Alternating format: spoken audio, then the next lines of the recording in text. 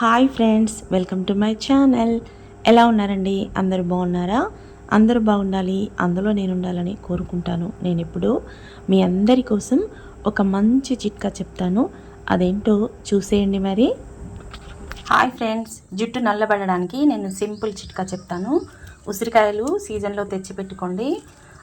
వాటిని ఎండబెట్టి ఇలా గింజలు తీసేసి పై తొక్క మాత్రం మిక్సీ జార్లో వేసి మిక్సీ పట్టుకోండి.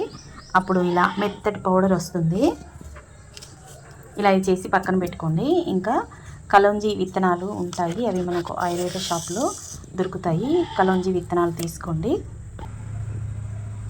రెండింటిని కలిపి ఇలా నల్లగా అయ్యే వరకు కలోంజీ విత్తనాలు ఇంకా ఉసిరికాయ పౌడరు రెండింటిని ఇలా నల్లగా అయ్యే వరకు చేయండి. ఆ తర్వాత మిక్సీ పట్టండి. మెత్తగా మిక్సీ పెడితే ఇలా మెత్తటి పౌడర్ వస్తుంది. మనం దీన్ని ఆవ నూనె తీసుకోవాలి. ఇది ఆవ నూనె ఆయుర్వేదిక్ షాప్లో దొరుకుతుంది.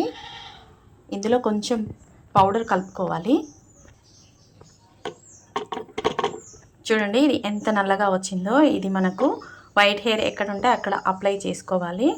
హాఫ్ అన్ అవర్ తర్వాత తల స్నానం చేసుకుంటే మన వైట్ హెయిర్ అంతా బ్లాక్ అయిపోతుంది.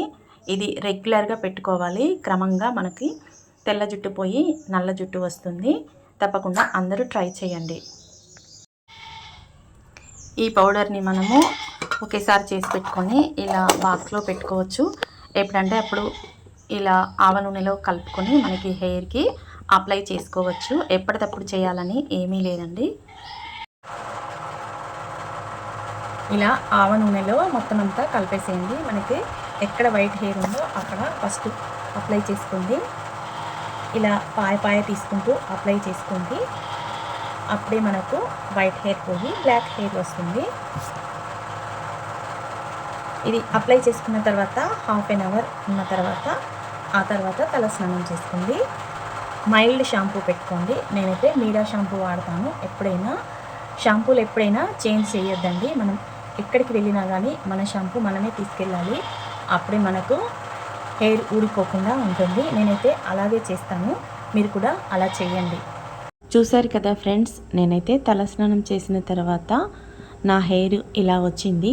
మరీ బ్లాక్గా కాకుండా వైట్ హెయిర్ అయితే పోయింది. ఏమాత్రం కూడా సరిపోతుంది కదండి. మనం బయట కలర్స్ వాడితే నా హెయిర్ అంతా ఊడిపోయింది ఇదివరకు. అందుకనే నేను ఇది మా ఫ్రెండ్ చెప్పింది చిట్కా, ఫస్ట్ టైం నేను కూడా అప్లై చేశాను. మీరు కూడా ట్రై చేయండి.